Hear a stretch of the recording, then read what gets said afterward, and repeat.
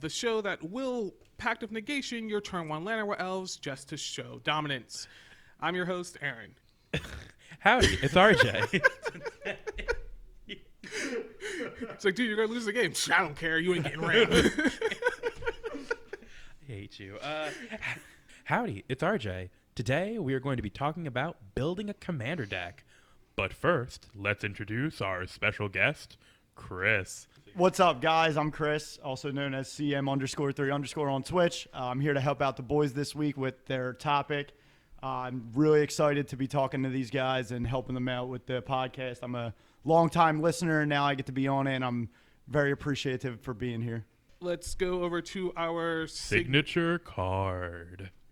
Yes, every episode of the Planeswalkers Pub will feature a signature card that may or may not relate to the episode's topic. Today's signature card is Helix Pinnacle. Helix Pinnacle costs 1 green. It's an enchantment from Evening Tide with Shroud. You can pay X to put X tower counters on Helix Pinnacle. At the beginning of your upkeep, if there are 100 or more tower counters on Helix Pinnacle, you win the game. I like that fact it says more. Like, you're going to, go to 100, just be like, just in case. Well, yeah, I mean, because there could be removal. Like, someone could be playing Hex Parasite, which is a 1-drop that is Phyrexian Black Mana and X, remove X counters from target permanent, and then it gets +X/+0. But that's also target permanent. This is you're right, you're right. No, you're right. What's the girl that you sacrifice to remove all counters that target player? Vampire Hex Mage. Does that target the player or does that target... It targets a permanent Hex Mage. Okay, so then even she can't even target that. Yeah, so I mean, they really did think of every single way to protect this card, except for obviously mass removal. Yeah. But I was telling you guys, this card at first jumped out to me when one of our friends in my playgroup was playing it in an Azusa deck, and he was just like, play it on turn 2, play Azusa on 3, play my lands. If I don't have anything to do, I'll just feed it. And then before we knew it, the thing had 78 counters on it, and we were just like, oh, okay, someone's got to deal with this now. And we honestly, nobody even paid attention, and he ended up winning off the Helix Pinnacle. But I think the card is just a super flavorful card and would be good in a lot of those types of decks. Yeah, and even just a random, obviously a landfall deck or a deck that's going to be going on a lot of mana or whatever is always good, but I feel like you can also just secretly throw this in as a secondary third win con, just to have it just sitting there, because occasionally we'll have those points where we're just, okay, we leave our mana open, or we just tap it weird or something like that, and we're just like, well, we've got 3 mana that we're not going to do anything with. Or how many times have you actually just tapped your Soul Ring, floating a colorless, and you're not going to use it? You can just throw it into this. I know I technically can't cast this if the commander's out, but I can put this in Nikia. You don't know how often where I'll have the ultimate mana combo of having the new elemental from Theros Beyond Death. The guy that just triples Nick all your Ancient, crap. have that and my commander out. Every land I taps for 4. And you know how often I'm leaving 4 floating. Just dump that into Helix Pinnacle. Yeah, and then just slowly just start occurring value of it. And the fact that it has Shroud, granted, you can't target it with your stuff either, but you're not going to because you're trying to win the game. The only other thing I can think of to actually get rid of this is something like Merciless Eviction. Yeah, yeah. I mean, and the great thing about this card is because, okay, so most of your win conditions in your deck you have to protect. Yeah. You either have to protect or win as soon as you play them. This you don't. It has self-protection. So this card is really versatile in that aspect where you can play it and don't even have to worry about it unless someone's removing everything from the board. And hey, if they want to play a Merciless Eviction for 6 mana to kill a 1-drop enchantment, you're happy because then you have creatures on the board that have survived. You have artifacts that have survived. You have other things that are surviving through this Merciless Eviction that force them to choose enchantments when there may not be the correct choice. And even making them choose, it's realistically, if someone drops this, even on turn 3 or whatever, you've got open, you've got Arcane Denial in your hand. Are you really going to counter this? Really? Probably not. I mean, it all depends what, like I said, it all depends what general you're sitting next to or sitting against with it. Even if it was an Azusa or something like that, where I know they can just pump mana into it usually every single turn, it feels bad to counter this thing where it's they might not get you. I mean, 100, you're spending 100 mana, realistically. Sure. That's a lot. Well, but to be fair, if RJ said, Nikia, if he plays that on turn 2 and I see his general's Nikia and I can counter it, yeah, I'm going to counter it because, he's going to be making a bunch of mana. And you got to think he's got the Nyx Bloom Ancient. He's got things that are going to make his mana even more than it already is. And when you play a deck like her, especially if I see her as the general, I'm thinking my opponent's playing big big things. And they're going to want to play it as fast as they can because their mana is doubled, and they're going to be wanting doing crazy shenanigans. So if that's the general, when I see a Helix Pinnacle cast, there's a good chance that if I can counter it, I will counter it. So let's switch over to our main topic. We're talking about building a deck, specifically a commander deck itself. Now, everyone always says, okay, well, a commander deck needs, like, ramp, it needs card draw, it needs board wipes, it needs this, it needs that, it needs interactions. But no one actually puts a number to any of this stuff. Everyone just says, oh, you need this, this, and this. In this particular episode, we're going to actually try and give you the baseline for what every deck should have regardless of your commander. Now, needless to say, some commanders are going to change things a lot more than others. For instance, Nikia actually doubles your mana literally when she comes out. She's going to have a little bit more skewed towards maybe card draw and less ramp, or maybe even more ramp, than, let's say, someone like Sram, who just naturally draws cards whenever you play an artifact. First thing, actually, I want to mention is not on the paper because I forgot about it before I printed this out, are the things that every deck needs, regardless of who your commander is and who you are. Every deck needs a Soul Ring, basically. 90% of decks. I can't dispute it right now because there's nothing I can think of that wouldn't use a Soul Ring. I'm sure there are some generals that might not use a Soul Ring.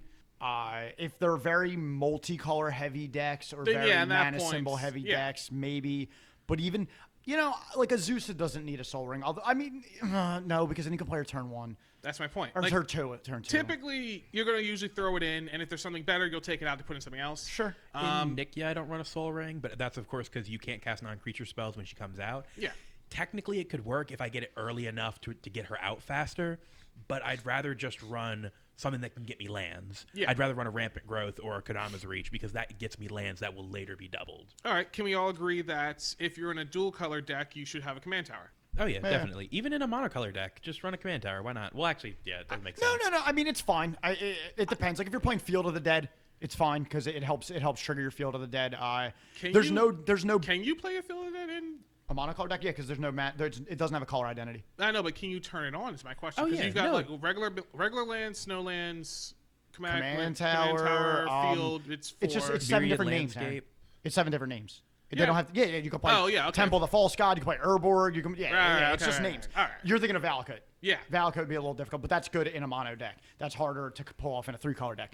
But I did just think of a deck where I did not run Soul Ring. My Animar deck did not run a Soul Ring. Oh, you're running Animar Morphs or No, I was running Animar like tier 1 Animar where like you're just exploding your hand out, because the point where Animar gets is that the whole point of him is to make your creatures not cost colorless mana. Yeah. So they only cost mana colored symbols. In that case, you don't need Soul You Ring don't. because that's Yeah, just exactly. 4 colors. Because even some people's argument, maybe, well, it helps you with the early game, or like you may play colorless creatures, but your colorless creatures are all free at the point you play them. Yeah. So Like as soon as you get Ancient Statue, or I forget the actual name of the card, the one that's 4-drop 2/2 artifact, when it comes into play, return a creature to your hand.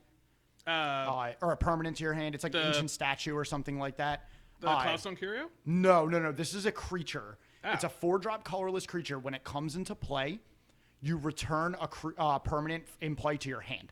And it's a 2/2. So what you do is, as soon as Animar has two or 3 counters on it, like let's say Animar has 3 counters on it, you play him for 1.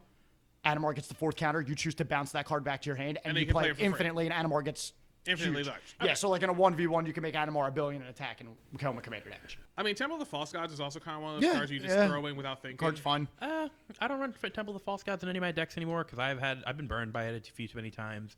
Too many Temple of the Sad Gods. It just doesn't turn on or whatever. Now, I think that question is very broad, because it really depends on the general. I think Soul Ring is probably the only card that you can be like can go in every single EDH deck. Same thing with Command Sphere and Command Tower. Yeah. I think those are 3 cards that could go in any deck, like no matter what. But you have to really narrow it down to what colors or creature type or general you're playing, because Urborg could go in every deck. Technically, because it Yes, doesn't actually. it can go in every deck, but is it good in every deck? No. Yeah. Unless you have creatures that have Swamp Walk. Or unless you're playing a mono green deck with Swamp Walk creatures and you're giving your opponent swamps, creatures attacking for free every turn. Or unless you're Pope and run it inside of his mono white deck just to mess with people with that stupid other card. Yes, exactly. or So Karmic Justice or whatever. Do you think Arcane Signet's going to be up there at some point? You think they're going to reprint it to not reprint it to death? It needs to be reprinted a lot. But you think that's going to be one of those things? So there's a lot of schools of thought on Arcane Signet. I think a lot of people are hoping that it's the card that replaces Sol Ring. I think they're hoping that Sol Ring gets the boot and gets banned, and that Arcane Signet becomes the new replacement for Sol Ring, because a lot of people complain about Sol Ring. My defense against that is I know Sol Ring is an overpowered card, but I don't think that it needs to be banned, only because it's so accessible. Yeah. Everyone can get them when you buy a Commander deck. It comes in it, and it's 99 cards, and Commander's meant to be a multiplayer format. So if one person gets a Sol Ring, the other 3 are just going to kill them. Either that, or it may not even be as impactful because there's 3 other opponents that can deal with whatever they're playing early. Yeah. I wasn't really saying to replace Sol Ring. What I was saying was, do you think it'll be as ubiquitous as Sol Ring? Yeah. It's going to be like it's included in every single deck. Yes, I agree. Yeah, 100%. Because it's a cheaper Command Sphere. It's a cheaper Dark Steel Ingot. It's a 2-drop, right? So yeah. It makes it's more efficient. It's more efficient than a lot of the 3-drop ones, and it just helps you play faster. So when it comes to, I guess, ramp is our first thing we're going to look at here. Yep. So when it comes to ramp, now I know you said that there's numbers, right? Like you should run a certain number of each of these things we're going to talk about. Yeah. Some people, for the most part of ramp, they're saying, okay, well, regardless of what deck, you should try to run at least 5 or something. My recommendation is the bare minimum, run 2 things of ramp. I would go more than 2 on ramp. Me personally, I'd probably say that every deck this is counting mana rocks, should probably have around 7 or 8 mana rocks / mana ramp spells. Just because the best way to have fun in EDH is to be able to play your spells. Yeah. So the more mana you have, the more you can play your spells. Because God knows some games you're playing where you cast your general on curve and then it just dies 6 times in a row. And not being able to cast your general in EDH is not fun. No. Especially if your deck is centered around it. Yeah. If you're in green, you've got a lot more choices than everyone else. My opinion, if you're in green, get Skystraw Claim. Keep Skystraw Claim. That's probably the best ramp. Well, not the best ramp in green, but it's like very, very good. Just go grab 2 4s. They don't have to be basics. Yep. And grab a Farseek or something if you're in 2 different colors, or if you're in the monocolored, Kodama's Reach, Cultivate. We all know that fun stuff. One thing I do want to mention in ramp, that's not necessarily just land ramp. It could also be artifact ramp. For instance, a card that we mentioned last episode in our Voltron episode was Sword of the Animist, where it literally just the creature just attacks. Doesn't have to hit, it can be blocked, can be killed even after attacking.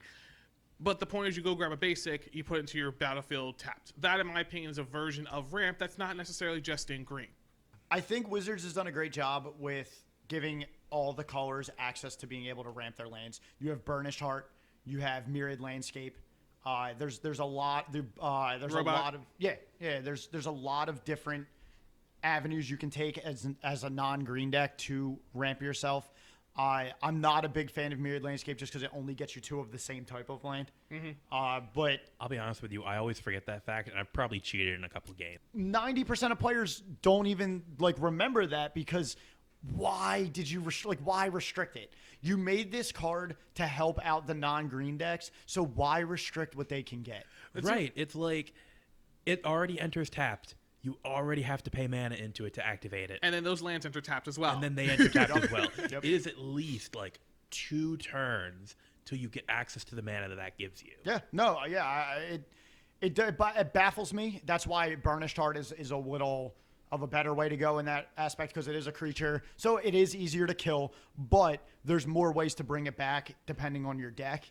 I've seen mono black decks just abuse Burnished Heart by just reanimating it, bringing it back, Living Death, all those types of effects just to bring it back and get all the lands out of their deck. Because guess who their general was? Corlash, whose power and health is equal to the number of swamps you control. So there is also Solemn Simulacrum, which is kind of the staple. That's also another card I feel similar to Sol Ring, where everyone just tries to shove it in every deck if they possibly can, because he just does so much. He comes in. It's an enter the battlefield effect. He doesn't even have to do anything else. Just shows up, go grab a basic land, put it on the battlefield tapped, and then when he dies, you get to draw a card. That's something you can easily just abuse. Plus, the fact that he's colorless means you can just toss him into those decks that can't actually have him. I mean, mono red decks are just loving it because they don't naturally have any way else of doing it. I like the sword. It's not Thematic Compass. Thematic Compass? Map? Which one actually goes in? Is Treasure Map or Compass? It's Treasure Map goes in and searches for a land. Thematic Compass searches for a land. No, Thematic Compass searches for a land as well. And that one is when you control 7 or more lands, it flips, and then it becomes a maze on the other side. Arboreal Grazer, underrated. I freaking love it in Standard. Arboreal Grazer's fine. Yeah, I do like that card. What does that one do? That's the 1-drop 0/2 or 0/3 that has reach when he comes into play. You put a land from your hand into play tapped. Oh, that's that weird sloth thing? Yeah. And like it all depends because like it works well with Thematic Compass because Thematic Compass searches your deck and puts a basic land in your hand. So sure, that works there well with that. I think those types of creatures are really fun, and I think they're the type that they have a little bit of a hard time finding a home just because you really need it early game or it's just kind of a dead card. Yeah, but that's the reason why I like, Solemn Simulacrum, because even if he does drop it like, turn 7, turn 8, where you don't actually need the land, it grabs your land anyway, and it is still an attacker, it is still a blocker. I've gotten actually attacked several times with a burner chart before they had enough time to actually crack it. Like, it can still do work even when it's on the field. You're not using it for that cool effect. And the fact that it's instant speed before damage, like, sack it. Which reminds me, if you are in green, Sakura Tribe Elder. Yes, Steve. Get one. Steve's Throw it in your deck. He is very good. I'm not a fan of the bigger one, the Yavimaya guy. Yavimaya Elder. Oh, He's I don't like him either. He only gets lands into your hand. It's not and that he when needs... he dies, you can sack him to draw cards. I would run a Steve over a Sakura Tribe. 100%. Yeah. I think a very underrated creature that a lot of decks don't play is Veteran Explorer. He's a 1-drop 1/1. When he dies, each player searches their deck for 2 basic lands and puts them into play untapped. Yes. So I can see why a lot of people, like me personally, I hate Hugs cards. So that's why I don't run Veteran Explorer except for in like my Corval deck. Yeah, where you can abuse it. Exactly, where like I'm sacrificing permanents and I don't care. Like he's definitely a very underrated card because he puts the lands into play untapped. Yes. Sure, you're giving your opponents lands as well, but depending on what your deck does, if your deck does better with a lot more lands than your opponents, then you don't care. Yeah. What's your thoughts on the tempt card, since we're actually going into helping your opponents? I mean, a lot of people will say, like, don't be tempted, don't bother taking it. Then again, I also played it in our 6-player game, and everyone was tempted, so that just worked out. So the green tempt. All right, I have a love-hate relationship with the green tempt. When I'm casting it, I love it. When my opponents are casting it, I hate it. Very simple. A little bit of background about me when I play EDH is I do not like politics. I think people should make their own plays, but I understand that politics is a part of EDH and Commander. Have you ever played a game with Aaron? I've only played a couple. And yes, I know. It's not politics with Aaron. It's yelling. Yes. Yelling. It's yelling.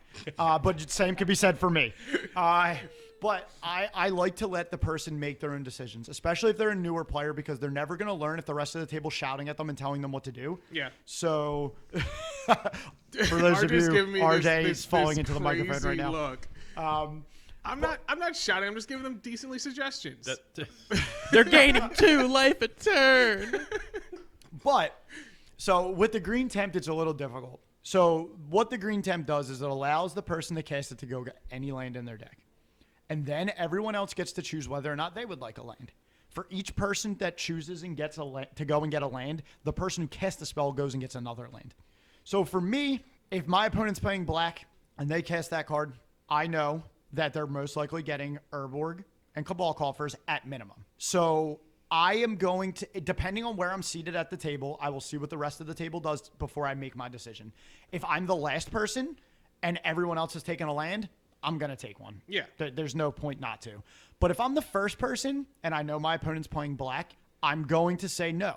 And I'm going to hope that the rest of the table joins with me in saying no, because 9 times out of 10, they're going to grab Cabal Coffers Urborg, and then they're going to get, let's say it's a 6-player game, they're going to be getting 5 more lanes if we all say yes.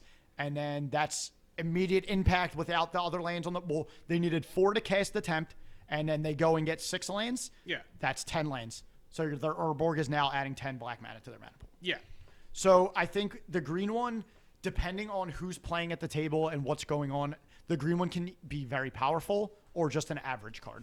Yeah, and it's also one of those things where it's like, it is very much like a cascade effect where it does go in turn order. Hey, do you want to get a land? Do you want to get a land? Do you want to get a land?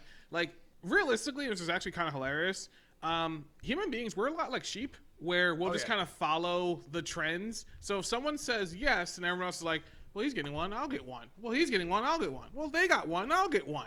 Versus if you say no, it's harder for that next person to say yes because they're like, well, you're just being a jerk at that point. However, let's talk about the one thing that I feel like everyone can kind of agree on is definitely something that people always argue about, card draw.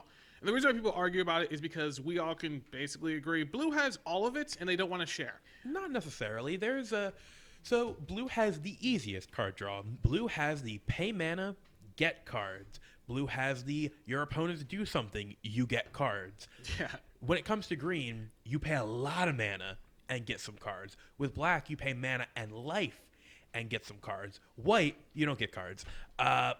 In red, you have to either you get don't cards get and then you have to You give have to away get rid of cards. So the counter argument to all of these is that Wizards has printed enough artifacts that give us cards. Yeah. Phantom Mythos, Howling Mind. I'm against all those cards. Those are all like group hugs. Exactly, and I'm against all those cards. I hate them. We had one guy in our play group that literally would play every single one of those cards in all of his decks.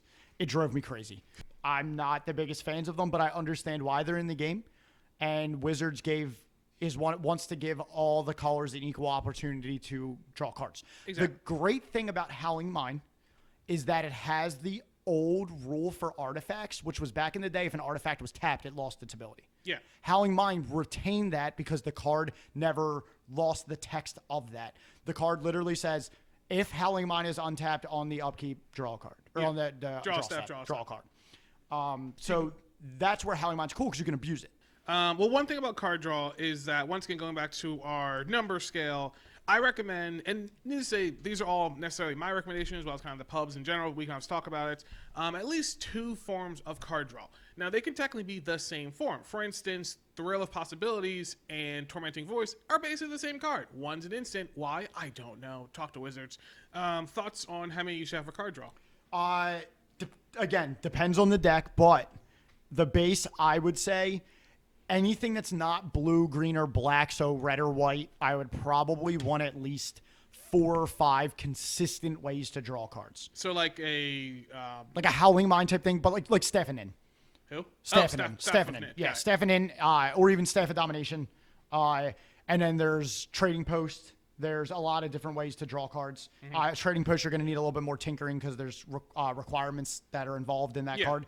So kind of like a card draw engine, basically. Yeah, just something that you can take the time to either put mana into it or it does it on your draw step to give you an extra card. Okay. What about something like a Party Jace? Baby Jace, yeah, Baby Jace is cool. Well, yeah, I guess he's not Baby anymore because the 2 drops Baby Jace, but he's fine. Well, that's Kid Jace. That's different. Yeah. Baby Jace is fine because Baby Jace, you get to dictate when they draw the card. Okay. It's not every draw step, and you get immediate gratification from Baby Jace because you can minus first to target yourself. Have you ever heard of or seen Heartwood Storyteller? No. It's a card. It's 1 and 2 green. I have it in Nikia. It's a creature. I forget the power toughness, but it says whenever an opponent would cast a non-creature spell, whenever a player would cast a non-creature spell, each of their opponents draws a card. Oh, yes. Is that card that's from one of the Future Sight sets, right? Yeah, it's 1 green. Yeah.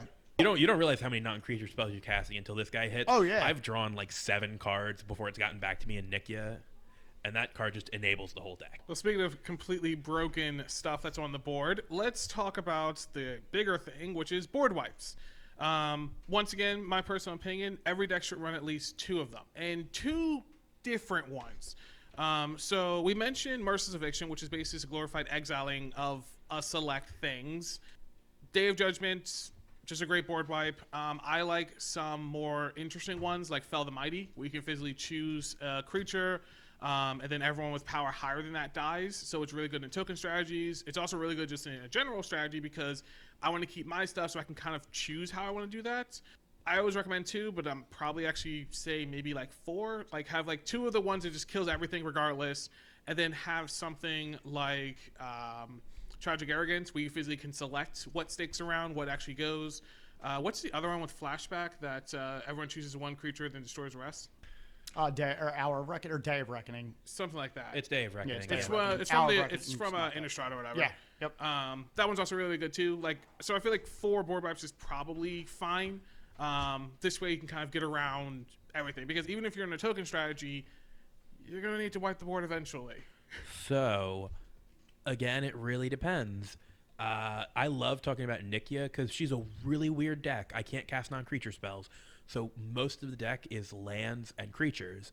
There's not a single actual board wipe in that deck. There is only Terastodon, which destroys 3 non-creature permanents. That is the most I'm destroying at once, because that deck puts out things so quickly, I don't care about your board state. The only thing that I can kind of think of is if you have troublesome artifacts. However, there's about 7 or 8 creatures in that deck that ETB destroy something. Well, you're running red, so you're running like Vandablast? Because No. board wipes also indicates not just creatures. It's also like, artifacts, enchantment stuff in that sense. But no, there isn't a Vandablast in that deck because I can't cast it. Like, here's the thing. If you're about to combo off right now, and, well, one, Vandablast is a sorcery, but if it comes to my turn and you're comboing off, or you have like 8 artifacts that are troublesome, I'm kind of screwed either way. I can't cast it. I can't cast it when I need it. My school of thought for this is it obviously depends on the deck, but in my Rafik deck, I run 0 board wipes. Okay. Rafik is an enchantress deck. Rafik is all about suiting up one creature with a bunch of enchantments and attacking. So Rafik is a colorless green, white, and blue for a 3/3. And he has Exalted, so whenever a creature attacks alone, it gets +1/+1. And his other ability is whenever a creature attacks alone, that creature gains double strike till the end of turn. Okay. So I'm just putting a bunch of enchantments on normally him and attacking. Like RJ said with Nikia, I don't care what's on your side of the board because my enchantments are either giving me protection, giving me evasion, making me unblockable. So it doesn't really matter what's on your side of the board when I attack. The counterpoint is I also don't want to destroy my own enchantments. So I'm not going to run mass enchantment removal.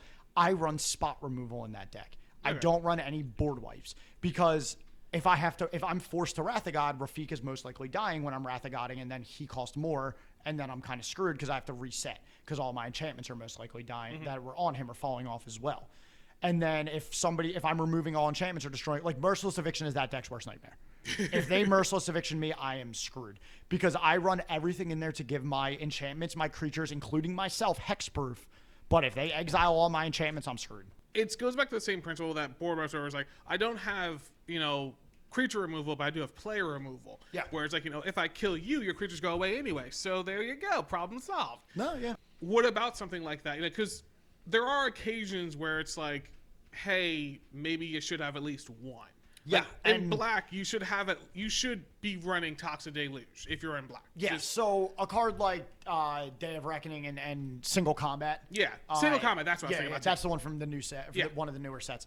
Cards like those are fine, and in Rafik, I would even run those because it doesn't affect my other permanents. Yeah. It only affects my creatures. Rafik doesn't run Planeswalkers, so I don't have to worry about Planeswalkers. And Single Combat wouldn't be the best because I'm pretty sure they can't attack, right? No, they you can just attack. You just can't cast. Can't cast cast, it, yeah. So that would actually be fine in Rafik. And like Hour of Reckoning or Day of Reckoning would be fine as well because I don't lose the creature that is suited up. What about a sneaky board wipe similar to Settle the Wreckage? Yes. I think Settle is definitely a very strong card, and there's the one from the Modern Horizons that Path to Exiles all of them. Yeah. Winds of Abandon. Yes, Yeah. I think that card is very good as well. My problem with that is, again, if you're playing a token deck, right? If you're playing against the token deck, and Yeah, they that's attack you just- with 20 that's creatures, just- and you settle the wreckage them, they're going to get 20 lands. So, like, sure, you may have weathered the storm for a turn, and that may have been all you needed, but they're at a significant Yeah. advantage if you do not kill them on your next turn. Yeah. And that's the cool thing where a lot of people, like, you want to save settle the wreckage defensively a lot of the times, but like you guys said, if I'm the one playing the token deck, Yeah. and I attack with 20 tokens, I would settle my 20 tokens to go get 20 lands. Yeah. Especially if I have a card like Rampaging Balos out or Avenger of Zendikar. Yeah. Yeah, I'll take 20 landfall triggers. Well, speaking of Avengers in the car, that brings us nicely over to our next segment, which is going to be targeted removal. So board wipes are nice and fun, and that's a very commander thing, where it's just, we're going to blow up the universe.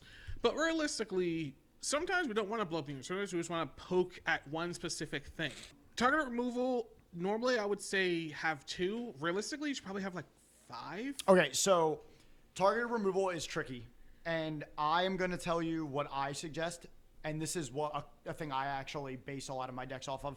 You should have 2 to 3 ones that target creatures, 2 to 3 that target artifacts, 2 to 3 that target enchantments, and 2 to 3 that target lands. So you're looking at roughly around like 10. That target lands. Yes. Now- Now, it doesn't have to be a spell. Wasteland targets lands. Okay, Strip so- Mine yeah, targets okay, lands. Field of Ruin targets lands. Just something like that. Okay. Because you never know what you're going to be sitting down against. The problem it's not a problem, but what happens with most Commander/EDH players is that they fall into a lull when they play with their group. Yeah. Because they know what their group's bringing to the table. They know what they need to play against their group, so their decks are tuned to play against their group. Yeah. Now, if you want to go out and play against other groups, you may not have things in your deck because your group doesn't play the things that this other group is playing. So I like to be prepared because I play with my own group mainly, but I do like to float around every once in a while and play with other groups, and I don't want to be caught with my pants down. I don't want to have somebody like not have land destruction and somebody play a Valakut and I just can't beat it, or like a Field of the Dead that I just can't beat, or they play like a Mirari's Wake that I can't deal with, or something like that. I just want to be able to cover all my bases because 90% of decks are going to have enchantments, 90% are going to have artifacts, 90% are going to have creatures. Actually, 100% are going to have creatures, and unless your general's a planeswalker, and 100% are going to have lands. Yeah. So it does not hurt to have 2 to 3 of each way to remove these types of things. Yeah, and the cool thing is, especially with the newer sets, they did just recently reprint Field of Ruin. Yes. Notes, don't be an idiot like me. Field of Ruin means that when you destroy the land, everyone at the table grabs basics, not just the person you destroyed, and you keep that in mind. Yes, so it is another card where if it's you and 5 other players, you and the person's land you destroy are breaking even. The other 4 players are ramping. Exactly. So you have we need to be careful aware, about yes. that. But like, Strip Mine, Wasteland, Dust Bowl, we've mentioned this plenty of times on this actual podcast. Those are always good for taking out certain things, or even just threatening to take out certain things. Like as soon as someone plays a Cabal Coffers, probably take that out, but leave the Urborg because you want swamps. Or other way around, you get rid of their Urborg, so you technically shut down 2 lands with 1 removal. They have to naturally rely on the swamps they have in their deck instead of turning everything into a swamp. If they're 2 colors, I'm with you. If they're multicolor, if they're just a single black, I'm taking out the Cabal Coffers. Oh, sure. Yeah. Now, when it comes to actual creatures and stuff, we're all kind of in agreement that exiling is usually better than destruction. For instance, Path to Exile is better than like a murder. Yeah, depending on the deck, obviously. Like, because if you're running a reanimation deck where you can reanimate from your opponent's graveyard, then yeah. Oh, in that case, then go ahead exactly. and destroy it. And like, there's some generals and decks that like if you're playing Deathrite Shaman and you have ways to remove it from the graveyard, or if you're playing any like Mimeoplasm. I don't know if Mimeoplasm can target your opponent's creatures, but things like that, like anything that can target. Yeah, it can, because it just grabs it from anyone's graveyard. Okay. But yeah, so things like that are definitely something that it depends on the deck again. What you want to do. But in most decks, typically, like because like exiling something, it gets rid of it permanently, basically. Versus like just destruction. Plus, we've got a bunch of indestructible crap just running around, especially with this new Theros. We got a bunch of new gods and everything in that sense.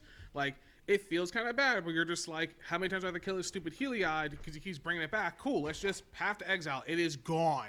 Now, that means the Heliod has to be active too as well. That's true. So that's why you always want to run the enchantment stuff in there too, because there's enchantment exiling, things like that as well. Fade into Antiquity from OG Theros.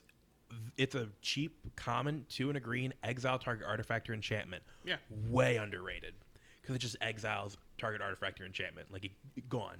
Yeah, I would usually say run exile over destruction if it's the same converted mana cost or something like that. Yeah. No, I mean that's definitely a fair thing to say, because you never know what they can do with it in their graveyard. Mm-hmm. So you always just want to be safe.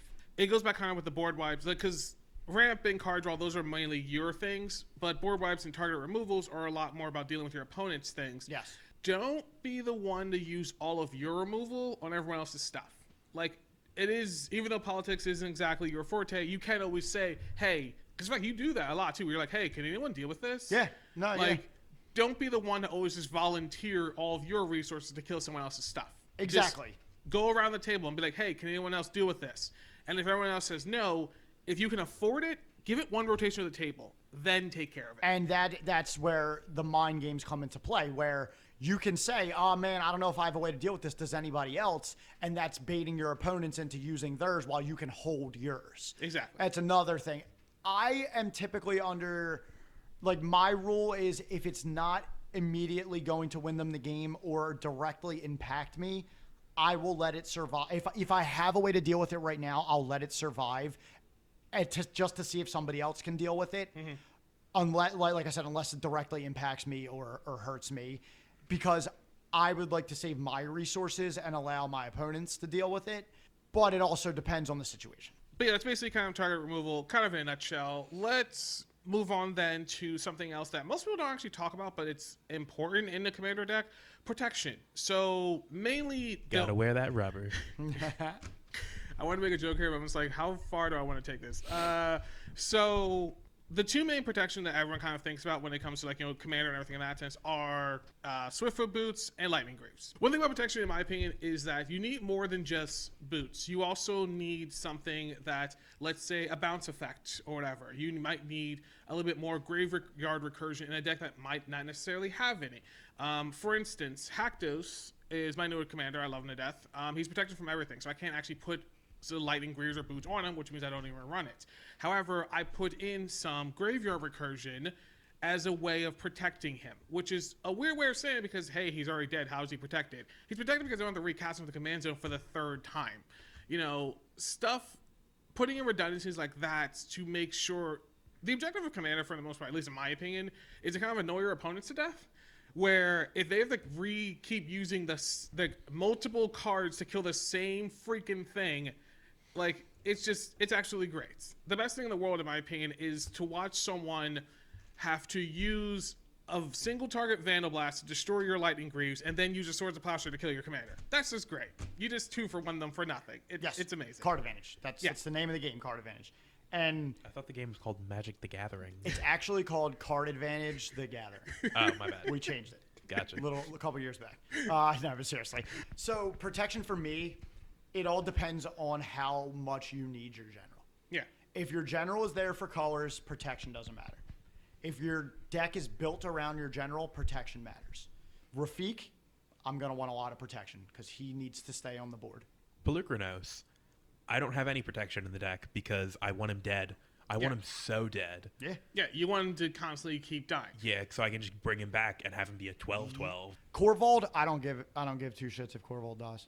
If he dies, that's fine. I'm just gonna recast him, sack something, and draw a card. Yeah, something like Prosh or whatever would also be the same principle because Prosh you can want die. to want to recast as much time as humanly possible. I feel like something like Gitrog will probably be a little bit more protection because the whole deck revolves around you doing that.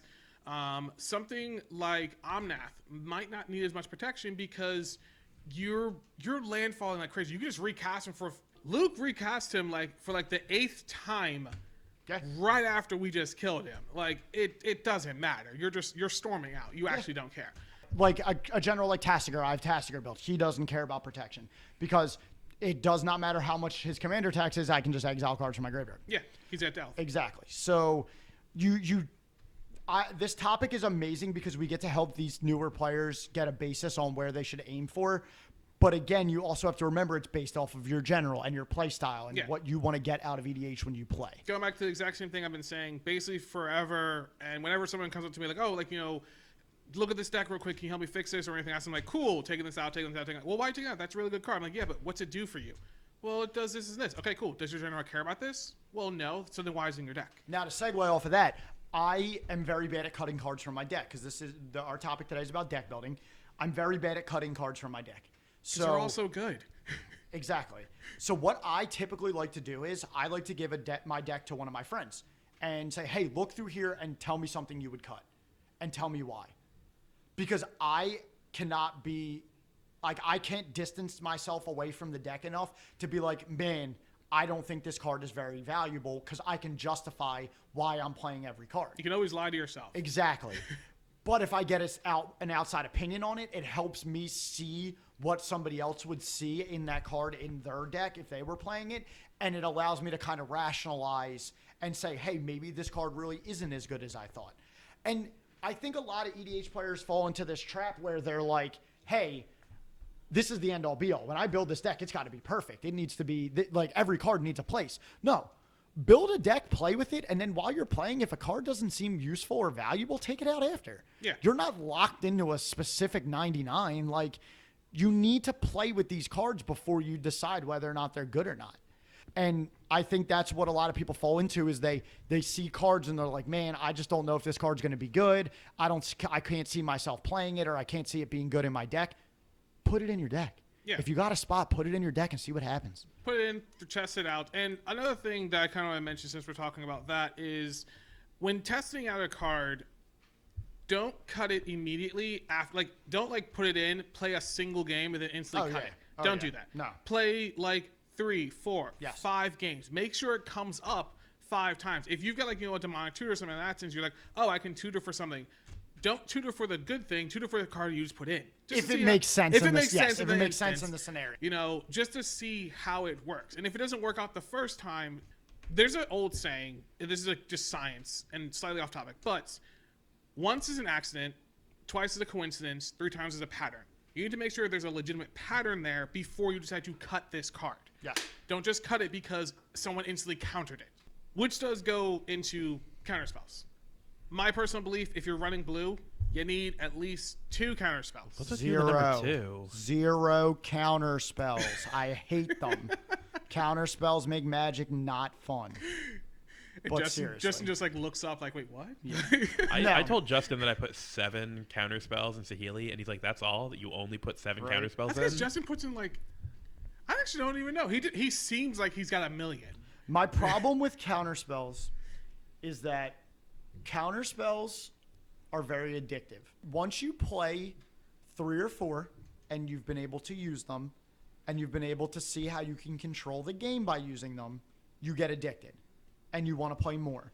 And that's the problem. There's no fine line of counter spells because if you play 2 or 3, that's fine.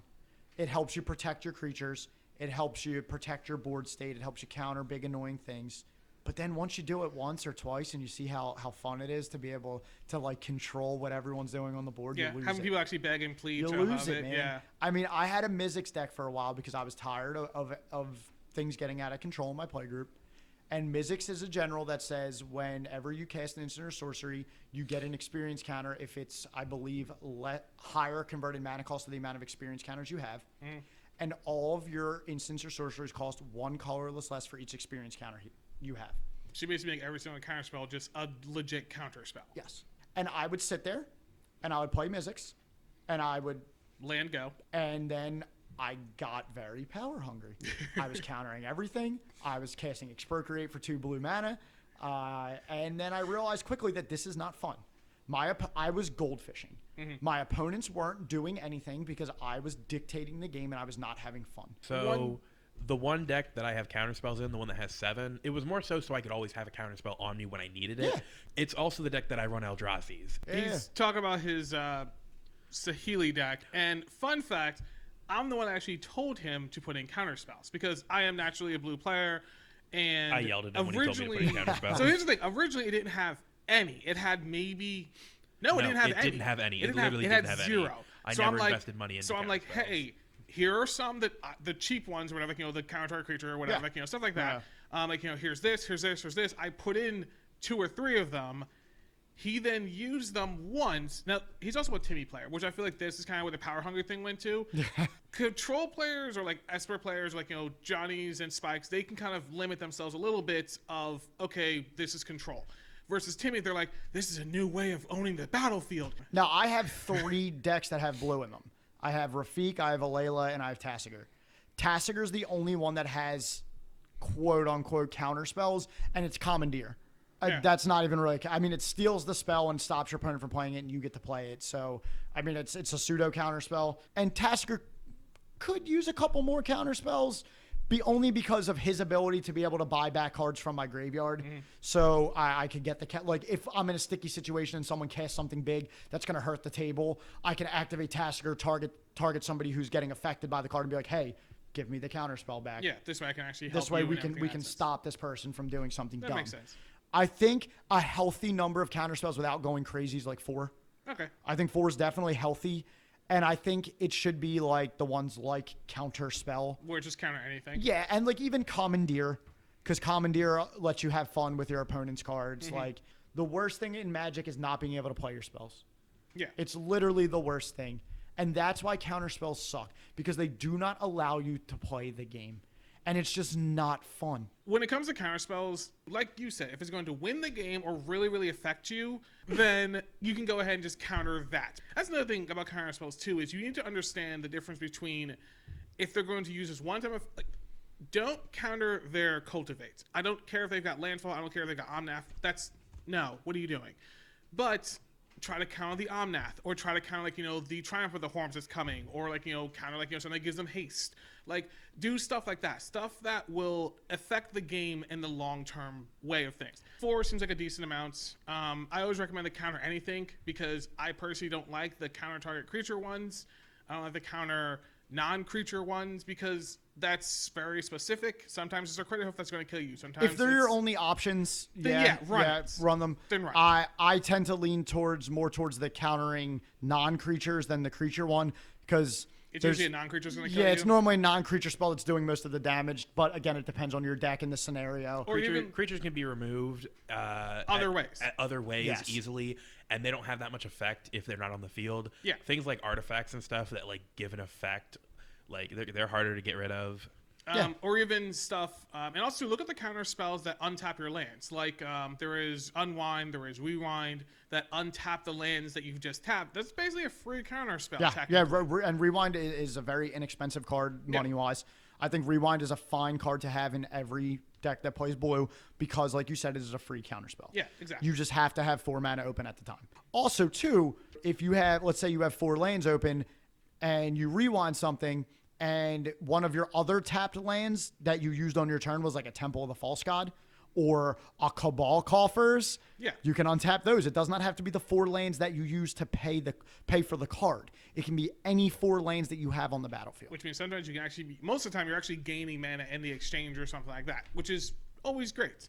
Counter spells are abundant. They're everywhere. You're not going to avoid them, and it's very difficult not to play them if you're playing blue, because who doesn't want to just be able to say no to somebody? Exactly. I do want to mention counterspells aren't just in blue. There are other counterspells in different colors. For instance, in whites, there is Lapse of Certainty, which is 2 in a white, counter target spell, and if that spell is countered, put on top of that person's library.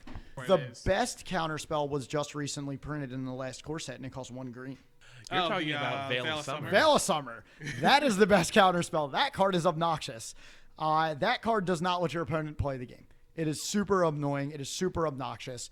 And for those who actually don't know what Veil of Summer does, it's a single green for an instant. Draw a card if an opponent has cast a blue or black spell this turn. And then spells you control can't be countered this turn. I love all these periods. They're great. Right. You and permanents you control gain hexproof from blue and from black until end of turn. But the point is, with counter spells, we're saying roughly about 4, roughly about 5, and don't counter everything. Similar to the target removal, similar to the board wipes. Pick your battles. Yep. Ask the table, hey, how scary is this? Counter spells are a little bit harder to evaluate because you can't wait a turn, but it's one of those things where it's like, blatantly ask the table. Talk about it. How bad is this? How scary is this? If they're running a token deck, I don't care. Counter their Anointed Procession. Counter their Doubling Season. Counter that Parallel Lives. Because that will actually kill you.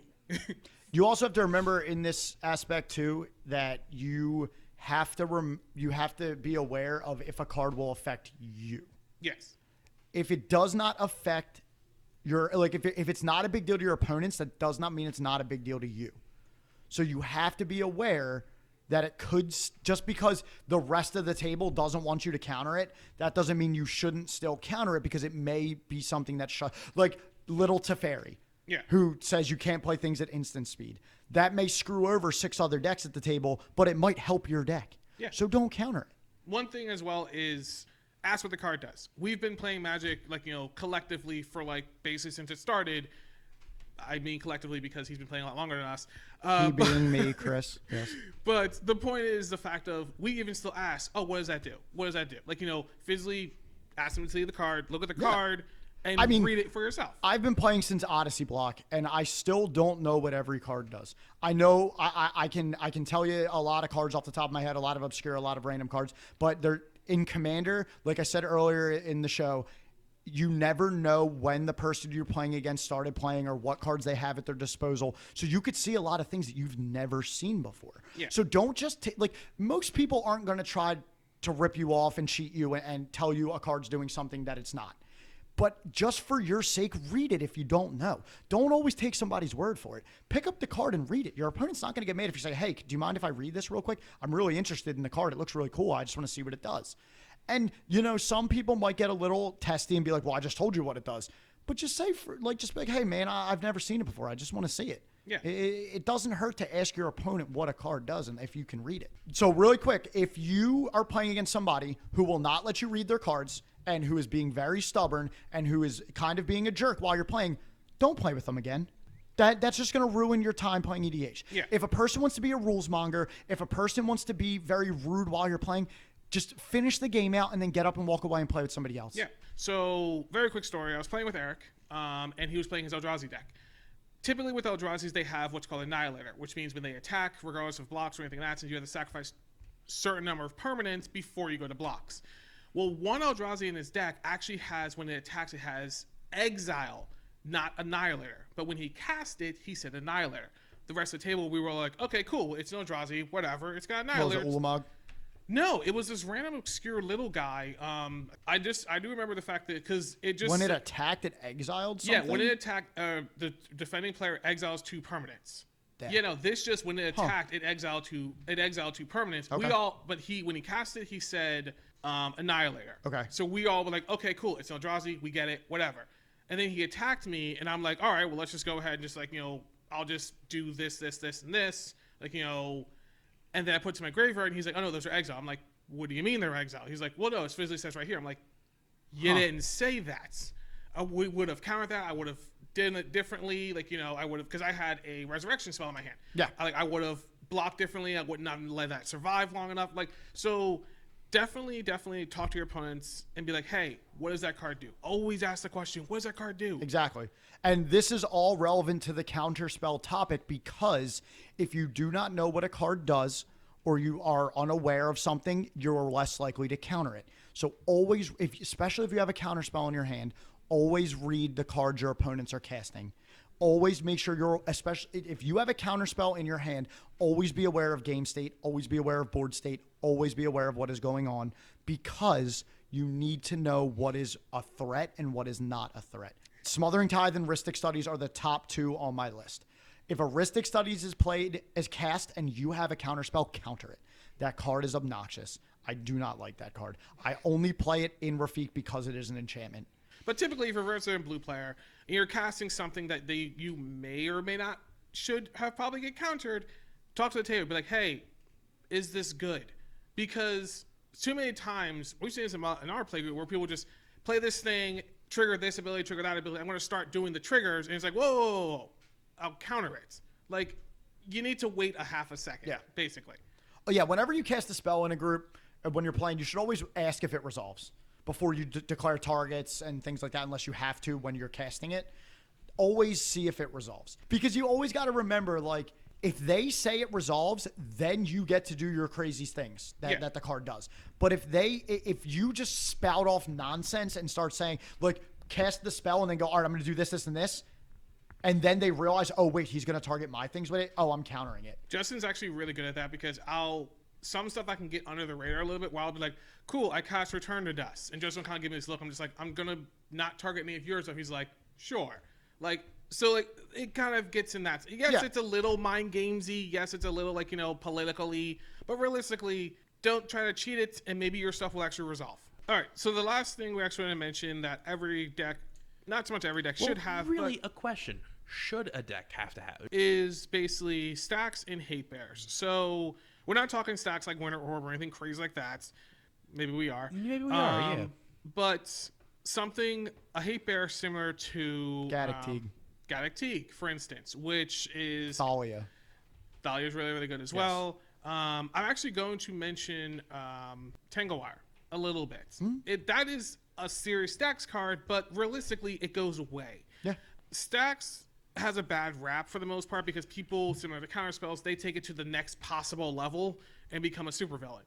And you don't want to do that. You just want to stay like a regular robber. You're fine. Aura of Silence. It's a very ubiquitous card. A lot of people use it. Yep. Because it just says artifacts and enchantments of your opponents cost 2 more to cast.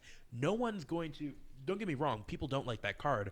But you're not going to be enemy number 1 if you play that one card. Oh, yeah. People will remove that one card if they really don't like it. But they're not going to kill you for it. Now, the best stacks card that you can play and not be hated out for is like Blind Obedience and Authority of the Consulate. Which is exactly what I was going to get into. People that might say, "Oh, I don't play any stacks cards." Blind Obedience is a stacks card. Hate to break it to you. Authority It's not counts stacks. It's more of a hate bear. Any even card, though it's not a bear. Realistically, any card that says your opponent or you have to do something else or pay additional thing or do something differently than what you would normally be doing, that's a stacks card. It just kind of is. Yeah, like you can lump it into whatever name you want. They're kind of all similar, hate bears and stacks. They're kind of the exact same thing. So you don't really have to like the name is negligible. They're all the same card or types of cards. But there's a lot of ones that are very obnoxious, like you said, Winter Orb. There's less ones similar to like Propaganda, which in my opinion is kind of in the same. Yeah, because not every deck wants to attack to win. Yeah. So that card's fine to play. And then there's ones like Trinisphere and Thorn of the Amethyst and Lodestone Golem, like guys like that. Like that's when it's taking it to the next level. Like if you play Thalia, Lodestone Golem, and even Aethersworn Canonist, like those types of cards that just deny your opponents from playing the game are again like counterspells, not fun. Like not Rafik, Teferi, the little Teferi says that your opponents cannot play cards at instant speed. Yeah. He goes in that list. Exactly. Because he doesn't stop you from playing cards at speed. In fact, he allows you to play your sorceries at instant speed when you plus him. Yeah. And then as well as that is Narset that says your opponents can't draw more than one card at a turn. So there's stacks cards because I think Narset's a fine card to play in Commander. I don't think she's too oppressive. I think she holds the decks that are comboing off into check. She doesn't allow people to get too out of control with drawing cards, and she's killable. She can't protect herself. You may get one activation, but if you're playing her for the static ability, you're typically not going to activate her because you want her to stick around. So there's a level with stacks cards where I think there's tier 1, tier 2, and tier 3. Yeah. And I think Narset's probably in that tier 2. I think Authority of the Consulates and Blind Obedience are in that tier 3, and then I think you have cards like Lodestone Golem and cards like Thorn of the Amethyst and Thalia and Gaddock Tigre that are in 1. Yeah. There's also a card I'm drawing a blank. I'm pretty sure it's called Frozen Aether. I got it. I'm sorry for not being more researched. No, you're good. I know that one. It's, you're apologizing your to opponent us for not researching. I learned the topic for today in the car ride here. Well, yes, it is called Frozen Aether. It is a 3 colorless and a blue enchantment that says artifacts, creatures, and lands your opponent's control come into play tapped. Yeah. Now, that's not non-basic lands. That's all their lands, all their artifacts, and all their creatures come into play tapped. Locks it on gatekeepers like that, except it's also an elephant. Yes. Yeah, which is great. There is also Storage Matrix, which is a card that I ran in Amanatu. 3 mana for an artifact. As long as Storage Matrix is untapped. Right, we'll read that again. As long as Storage Matrix is untapped. Read that for me one more time. As long as Storage Matrix is untapped. There you go. Each player chooses artifact, creature, or land during his or her upkeep. That player can untap only permanents of the chosen type. I ran it in Planeswalkers. I just untap my lands. I don't care about anything else. What did I make you read 3 times? The fact that is provided that it's untapped. Yes. So in an artifact deck, you will have ways to tap it at the end of your opponent's or on your turn. Yeah. So that you do not have to be affected by its negative cost. Yeah, it's great. And that's kind of just, I feel like Storage Matrix is also up in that like tier 1. Anything that blatantly is like, this can be abusable. Yeah. Can definitely be in the tier 1 stuff. The tier 3s are basically just like, if anyone plays Silent Gravestone, I feel like that's kind of a tier 3 one where it's just messing around with the graveyard. Will we put Bojuka Bog in that list or not? Nah, Bojuka Bog is just a toolbox It's a card one to and me. done type Yeah, deal. it's a toolbox card to me. It's not like Rest in Peace. Yeah. Where Rest in Peace is like a tier 2, tier 1, where it's just like comes into play, exiles everyone's graveyard, everything gets exiled. card It's is not nutty, like dog. Leyline of the Void, like cards like that. I think those are high tier cards. So the point with stacks is to oppress your opponents and not allow them to do things while you still can. Yes. So you have to be careful. And there's certain generals that get lumped into being stacks generals, like Brago, Grand Arbiter, and Derevi. The problem with Brago is Brago's so cool. He's such a cool general. He has such a cool ability. But, like, if I'm sitting down and somebody pulls out a Brago, I'm assuming they have every single stack card in there because what Brago does is play a bunch of mana rocks and a bunch of ways to keep your opponent's lands tapped with like Winter Orb and things like that. Yeah. And then Brago allows you to untap all your permanents and allows you to still play spells while your opponent just sits there and does nothing. Yeah. And that's like I said, there's you can have some stacksy stuff to kind of, and the objective, I feel like, because you mentioned the tiers, like tier 3 of stacks is to slow down your opponent to the point where you can actually catch up. Yes. Like, you know, that, let's say that green player is just ramping to high heaven or whatever. I want to slow them down a little bit with, like, you know, Tanger Wire. This way, yes, they might have a bunch of mana, but they're inadvertently at the same level as everyone else. Tier 2 kind of gets into that weird, like, you know, I'm slowing them down, but I also want to get more of an advantage. And then Tier 1 is basically like, you're not playing Magic. Tier 1 is Static Orb with a Seaborn Muse out. That's Tier 1. That's Tier 1. Yeah. That's where, like, your opponent's just like, okay, I'm going to play Static Orb, so you get to untap a certain amount of things on your turn.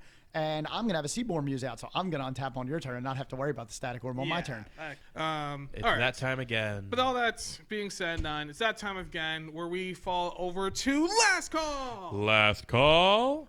You don't have to go home, but you can't stay here. Hey. All right, so... So smooth with it, too. I love it. All right, so for starters, we want to thank Chris, a.k.a. CM_3_ over at Twitch, for actually coming on and helping us out and everything in that sense. You I can want to catch us thank you playing guys. some DBD. Yeah. Shout out to RJ for gifting me the clown on DBD, and I want to thank you guys for having me because it's been a lot of fun. I really enjoyed sitting here talking with you guys. Yeah. Originally, this topic was supposed to be something completely different. Like, we were just talking about, like, oh, well, this is the lifespan of a Chimera deck. But then I thought, we've got you on for once. I'm not going to waste an opportunity to just pick your brain and stuff. So I'm like, let's give you a slightly harder topic that I know you'll be fine with. And hopefully the viewers think I nailed it. I think I did an alright job. I might have fumbled here and there, but you're you know. okay. Thanks. Here, the cool thing about the pub is the fact, like, because even Pope was like, you know, a little, like, you know, shaking up where he's like, I hope I did a good job. I'm like, dude, you literally can't screw up any more than we did. Right? Like, that's actually impossible. You don't realize Shout out how to my boy good Pope, we by the are. way. Pope's the man. Yeah, Pope's always just spinning your streams. Which reminds me, actually, so just quick thing. So I know that you stream roughly every day? Or? So it is Monday nights, Monday nights, Wednesday nights, Thursday nights, and I try Saturday and Sunday nights. It's pretty much every night besides Tuesday and Friday. It's and almost like the days that you don't go play Magic. Right? Those are the 2 days that I'm at the store playing Magic, Tuesday and Friday. But yeah, so I try to stream around 9:15, 9:30, and I normally go till 12, 12:30. Okay. Yeah, so I play Dead by Daylight, I play Arena, I play Teamfight Tactics, I play Legends of Runeterra, which is the new League of Legends card game. I'm probably going to start playing some story games like Final Fantasy VII Remake when it comes out. I didn't know, so you also are actually playing League of Legends as well. Yes. So. Yeah. I dare you. This is official. This is an official dare that you play. I'll even buy it for you. When the remaster for SpongeBob's Battle for Bikini Bottom comes out, you're going to play it on stream. Sure. Locked in. You guys heard it here. Absolutely terrible.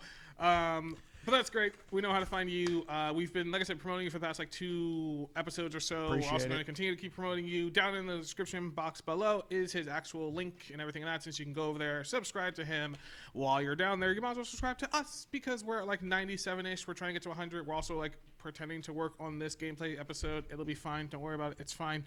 I also want to thank, since we're talking about the 97, our new subscribers, which have gone up on screen by this point. You guys are awesome. We love you guys to death. You're amazing. We love you to death. We also want to talk about our Discord as well as Twitter, links of which are both inside the description box below. Inside of our Discord now, we have this newer thing, which we're basically calling the Chaser, which officially isn't a chaser because it's supposed to be what you drink after a drink. We're actually putting it out before the episode. I didn't realize you were doing that. But It's fine. It doesn't matter. It's okay. It usually premieres. we don't drink. It's your mixer. It's our mixer, basically. Mix it with the drink. But it's called The Chaser. It's only available through our Discord itself. It usually comes out every episode around Tuesday, Wednesday-ish. Right now we have 2 up there. First one's kind of cool, talking about the actual MTG game. Second one, we're talking about some strange other stuff. And this third one we're talking about. And last but not least, we want to thank our friends over at tcgplayer.com. In the description box below with everything else is our affiliate link that will link you over to TCG Player. You're going to be buying cards anyway, so you want to help out the channel at the same time. That being said, thanks, Chris. Of course. Thank you guys for having me. I appreciate it. Awesome. All right, guys. See you in the next one.